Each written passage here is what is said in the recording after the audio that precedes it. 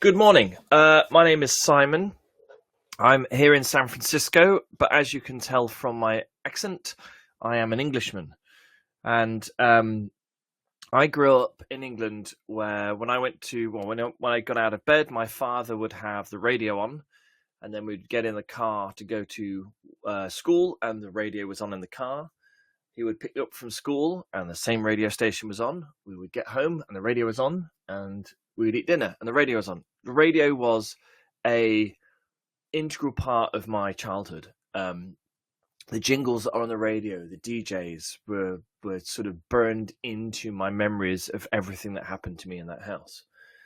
So when I moved to America 20 years ago, I kind of miss my radio. And in England, we have a fairly unique radio from the BBC, which is, I think, unlike any radio stations anywhere around the world, because they are funded, first of all, by the British public, and they're non-commercial, which allows them to play a wide variety of different music types that might not necessarily work if you were a commercial radio station. So the BBC radio was very much something that I missed, and so I would play it here in the US. As streaming technology has got better, I would listen to BBC Radio 2, which is my favorite radio station. And the big problem with listening to it here is I'm 8 hours behind the stream in England. So when I woke up and was listening, and they were broadcasting, they might be broadcasting their breakfast show, but I'd be in bed, so I'd miss it. And then, when they're broadcasting their dinner show, I'm getting up having breakfast. So it was great to listen to those stations, but it never really worked. And I always fantasized for many, many years, actually, that I would write some code and I would figure out, how do I capture the stream? How do I store the stream to the disk? Do I put it in memory? How do I do this? Right. And so I never quite figured it out. I work for Cloudflare. I work with technology. I'm very familiar with code and stuff like that. But my development skills aren't hardcore enough to be able to, in real time, read a stream and do all this sort of stuff, buffer it and whatever is needed. So it's just too hard for me. I just wasn't good enough. And then fortunately, in the last year, something I really needed the radio. I really wanted to listen to my stations for some reason. In the last year, I found Liquidsoap through generative AI. So I just happened to be chatting, I think is an odd thing to say, but I was prompting with a popular AI tool, and I just happened to say, how would I do this? And the first recommendation was use Liquidsoap. So started to dig into Liquidsoap, and then I ended up with building a solution with Liquidsoap, which I call Echo Radio. So how does it work? Well, super simple. There is a Liquidsoap script that connects to an existing stream, and then every hour just dumps out an MP3 of it. So it just saves to disk that stream, and then you replay that stream, and obviously using Icecast, shifted by preset time. It's so simple. I was so pleased to find this. So within, I jumped on the Discord server, asked a few questions, and there's multiple different ways this could be approached. But after some iterations, I kind of realized, I just dump it to disk and I just replay it, depending on the time zone. And so that was really easy. And so then what I did is I built a website on top of that, because I got this working as a script just on an Ubuntu server, and it was great for me.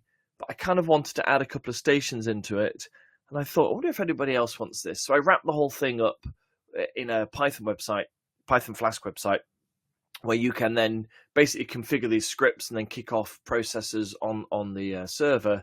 And to make it even easier, I launched the whole thing as a container on Docker Hub, or an image on Docker Hub.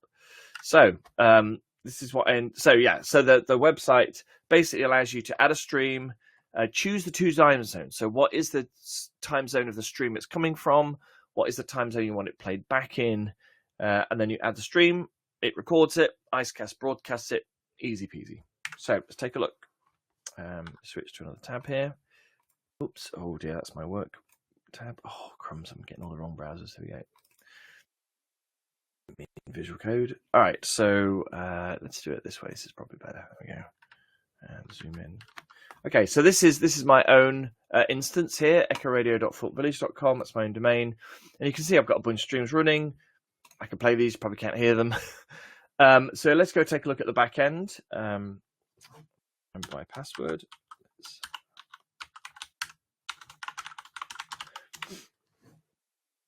And so you can see here, I've got existing streams that are already configured. I can click on details. I can see here all the MP3s that have been recorded. I just happen to dump out the IceCast log so you can see what's going on there. So if there's any problems, the actual processes are running on the server using Supervisor D, which allows me then to kind of relatively easy spin up the new stream. So every single one of these is a separate Liquidsoap process that's running there, and I can then go back if I want. I can edit kind of the details of the stream, obviously delete it. These are all pretty straightforward functionality. And I'm going to add Alicia Radio. Hopefully, if I can figure out what the stream URL is, I will add that to this, and I'll start listening to that over the next few days. So there's also some simple settings. There's source passwords and things, which I probably should be showing now. There's an admin password you can set for the whole thing, and there's logs here and how many clients you want. That's pretty straightforward. And then, yeah, if I log out, there's just a simple UX here. And then I also, because I sometimes listen in the car, when I hit this interface, I want it to be nicer in the car. So I have something that when this is displayed on a mobile device, it's a little bit simpler. It's just I can hit the play button and it's really nice. And this is very, very much version 1. All of it's in GitHub. It's all open sourced. I have release 1.0. So there's a couple of bugs. Like, for example, when the container restarts, it doesn't respect the status. So you actually got to manually go back and restart the streams. I'm going to fix that, hopefully. And there's a list of things that I need to do to it, just ideas and enhancements I know I need to get on with.